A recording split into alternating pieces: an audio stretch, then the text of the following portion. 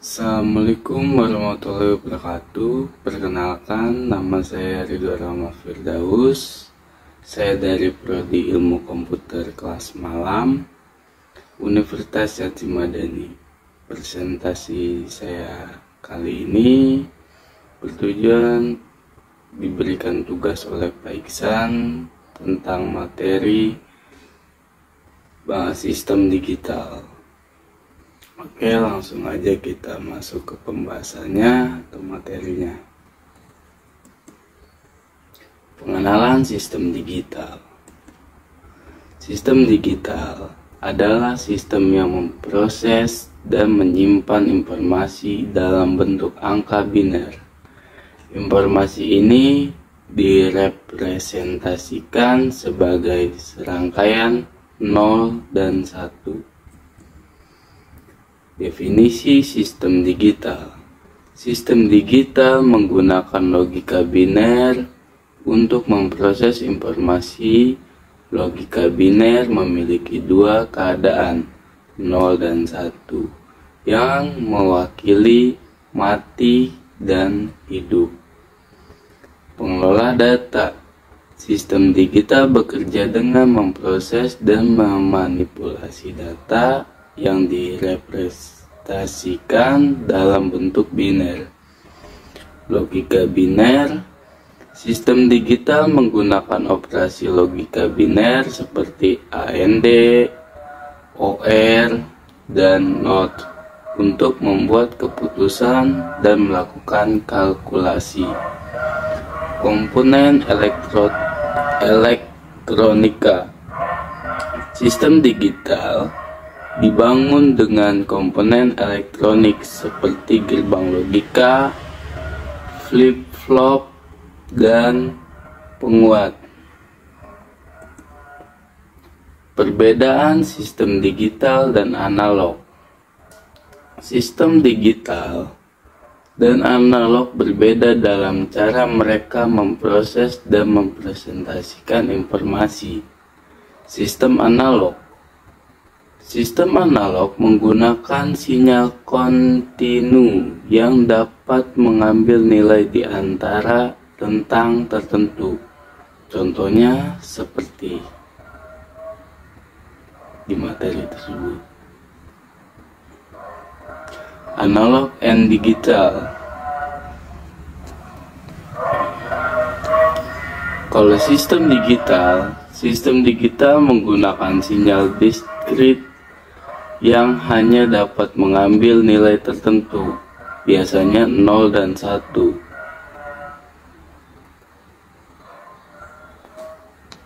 Contohnya seperti tersebut. Lanjut. Konsep bit dan byte.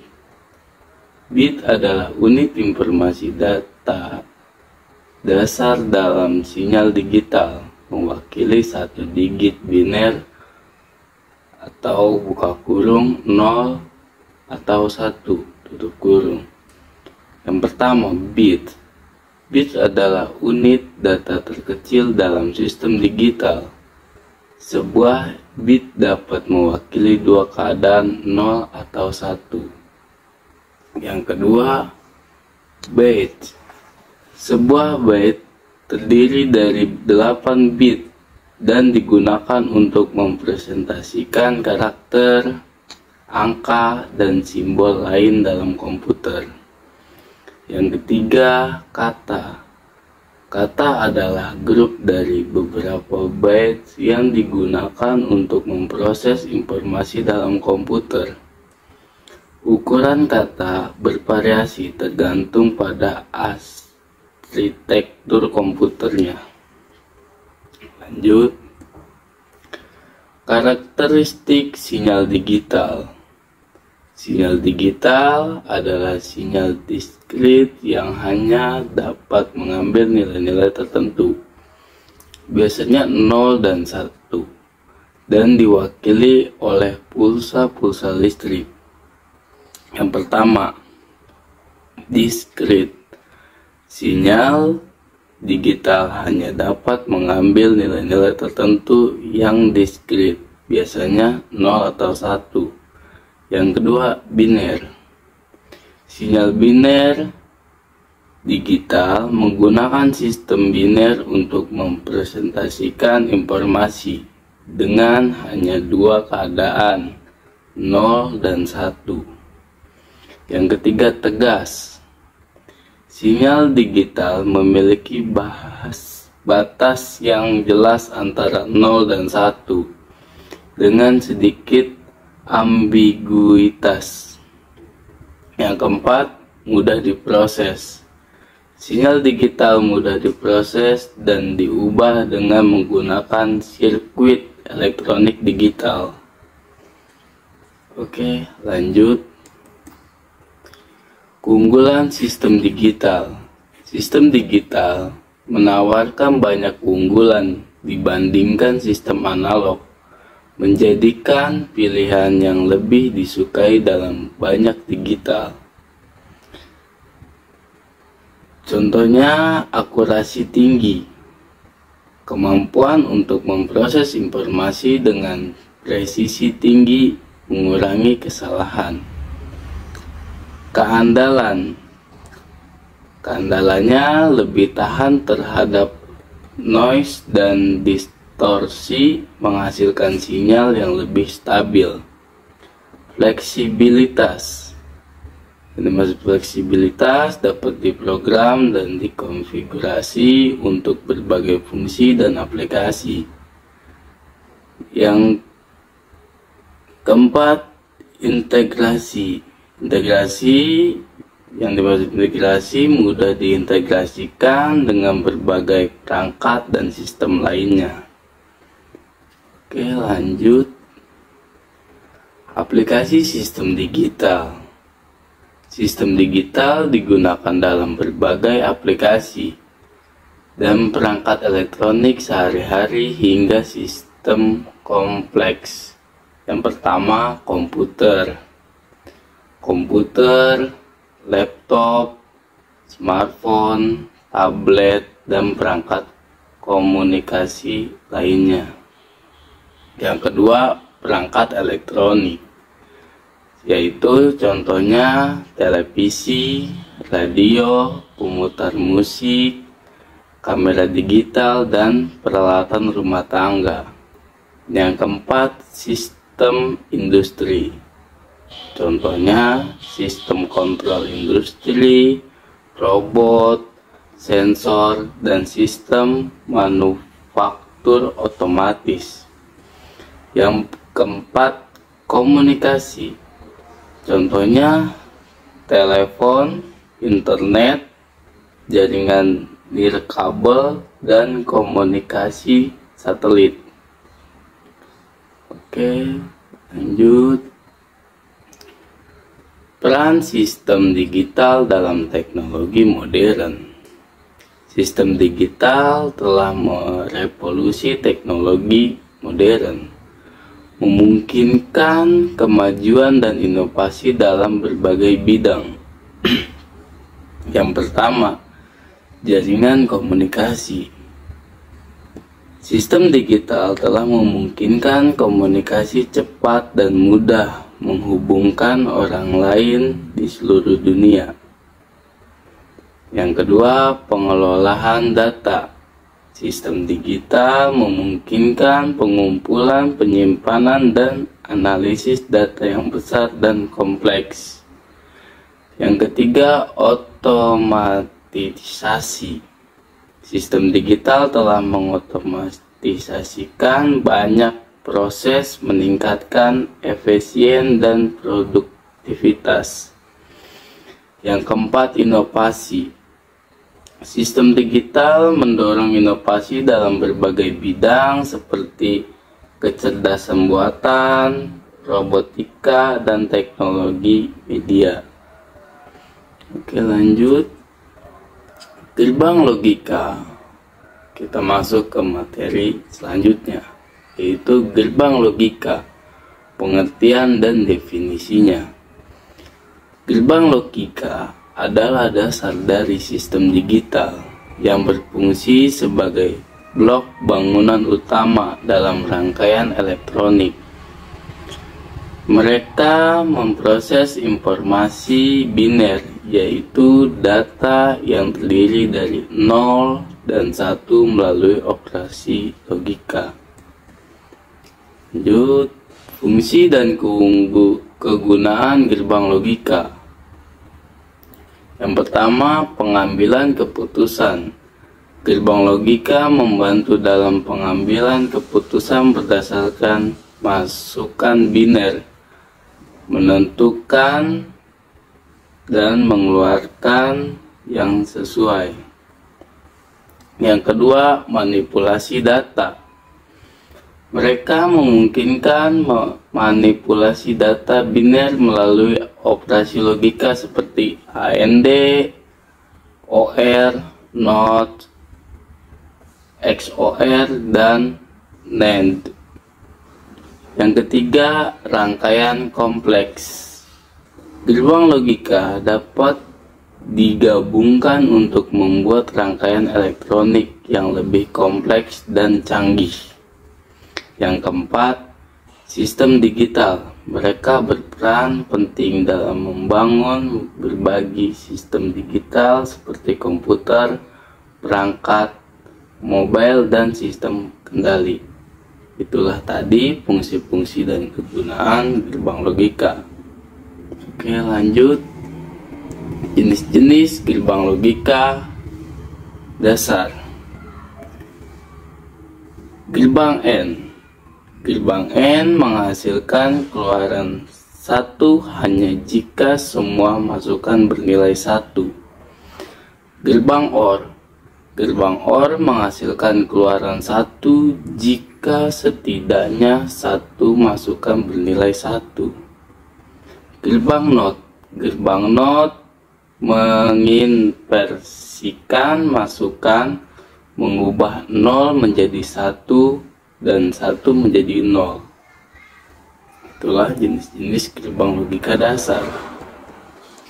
Oke, lanjut materi selanjutnya, aplikasi gerbang logika dalam rangkaian elektronik. Yang pertama, pengontrolan. Gerbang logika dapat digunakan sebagai pengontrol, pengatur aliran data dan sinyal berdasarkan kondisi tertentu. Yang kedua, penghitung. Mereka dapat digunakan dalam rangkaian penghitung untuk menghitung jumlah pulsa atau kejadian. Yang ketiga, pengkodean. Gerbang logika membantu dalam pengkodean dan dekode data biner dalam sistem elektronik.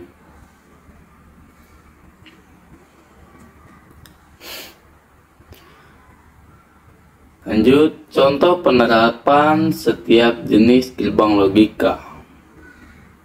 Yang pertama, N. Contoh penerapannya, sistem keamanan, pintu terbuka hanya jika semua sensor aktif.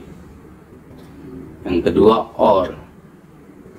Contoh penerapannya, lampu jalan, menyala jika salah satu sensor cahaya atau sensor gerakan aktif.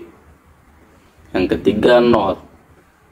Contoh penerapannya, saklar on off, mengembalikan status dari aktif ke nonaktif atau sebaliknya. Yang keempat, FOR.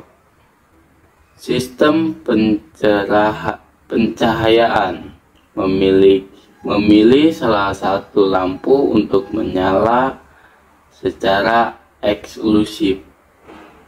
Yang kelima, NAND.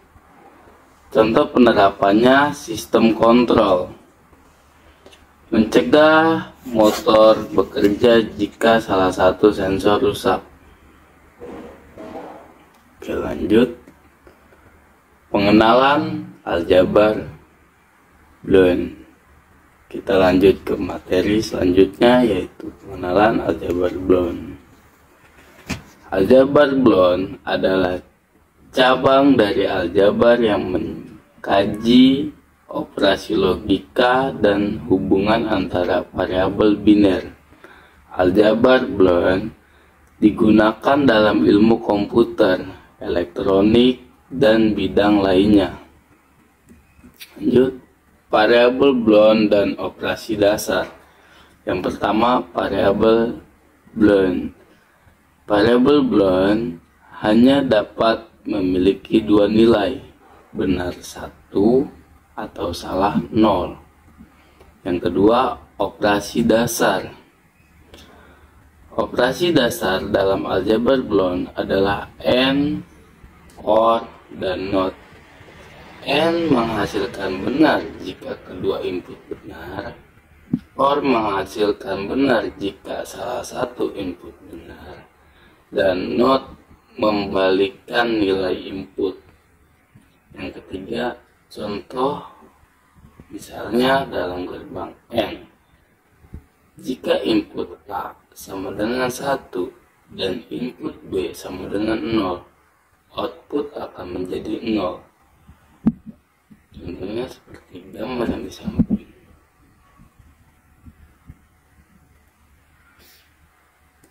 Oke, lanjut. Teorema dan hukum aljabar Boolean. Hukum komunikatif. Yang dimaksud hukum komunikatif adalah A tambah B sama dengan B tambah A dan A kali B sama dengan B kali A. Hukum asosiatif, yaitu buka kurung A ditambah B tutup kurung ditambah C sama dengan A ditambah buka kurung B ditambah C tutup kurung dan buka kurung A dikali B tutup kurung dikali C sama dengan A dikali buka kurung B dikali C tutup kurung. Hukum distributif, yaitu A dikali buka kurung B ditambah C tutup kurung ditambah buka kurung A dikali B tutup kurung ditambah buka kurung A dikali C tutup kurung dan A ditambah buka kurung B dikali C tutup kurung sama dengan buka kurung A ditambah B tutup kurung dikali buka kurung A ditambah C tutup kurung. Oke, lanjut. Teorema dasar aljabar Boolean. Yang pertama, identitas. A sama dengan 0 sama dengan A dan A dikali 1 sama dengan A. Yang kedua, komplement. A sama dengan A kuadrat sama dengan 1 dan A dikali A kuadrat sama dengan 0. Idempotent. A ditambah A sama dengan A dan A dikali A sama dengan A. Contohnya seperti gambar yang di samping.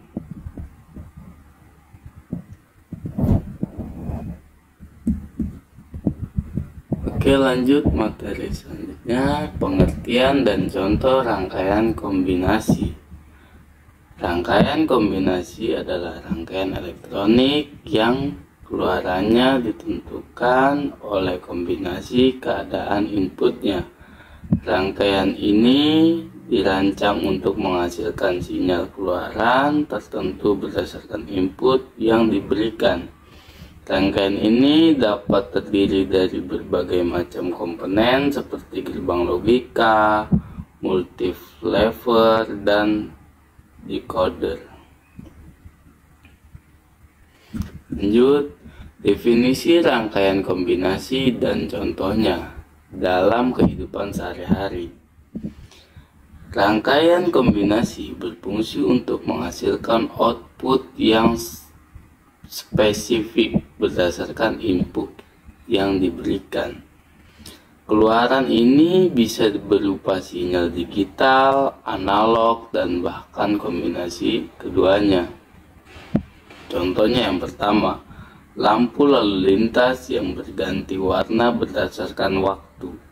Contoh yang kedua, keyboard komputer yang mengirimkan sinyal ke komputer berdasarkan tombol yang ditekan. Contoh yang ketiga, kalkulator yang melakukan operasi matematika berdasarkan angka dan operasi yang dimasukkan. Lanjut, merancang rangkaian kombinasi. Rancangan rangkaian kombinasi melibatkan proses merancang logika rangkaian untuk menghasilkan output yang diinginkan berdasarkan input tertentu. Ini adalah proses sistematis yang melibatkan beberapa tahapan. Tahapan yang pertama, menetapkan spesifikasi dan persyaratan rangkaian. Tahapan kedua, merancang tabel kebenaran untuk menggambarkan hubungan antara input dan output. Tahapan yang ketiga, menerjemahkan tabel kebenaran ke dalam persamaan Bloom. Tahapan keempat, menyederhanakan persamaan Bloom menggunakan aljabar Bloom atau diagram Hammurabi. Tahapan yang kelima, menerjemahkan persamaan Bloom yang sudah disederhanakan ke dalam rangkaian gerbang logika. Oke, lanjut langkah-langkah dasar dalam merancang rangkaian kombinasi. Merancang rangkaian kombinasi melibatkan beberapa langkah dasar yang harus dilakukan secara berurutan. Langkah pertama, menganalisis kebutuhan dan persyaratan desain. Langkah kedua, menetapkan tabel kebenaran yang menggambarkan fungsi rangkaian. Langkah ketiga, membuat persamaan Bloom dari tabel kebenaran. Langkah keempat, mendesain rangkaian logika menggunakan gerbang logika. Lanjut, pentingnya pemahaman sistem digital dalam era teknologi saat ini.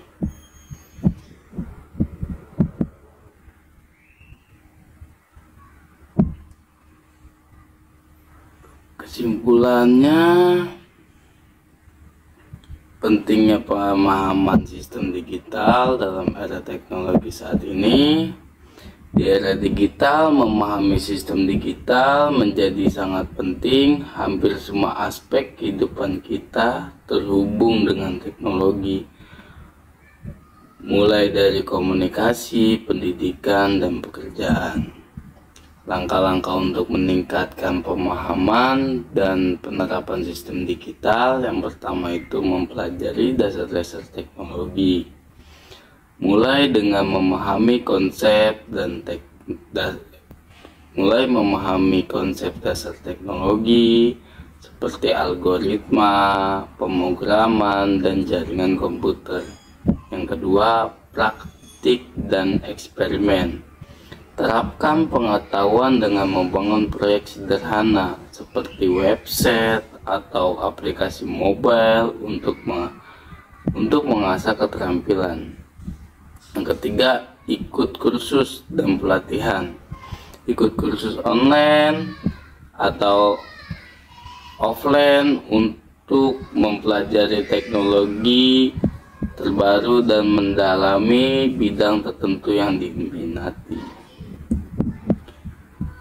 Oke, terima kasih. Itulah presentasi materi tentang sistem digital dari saya.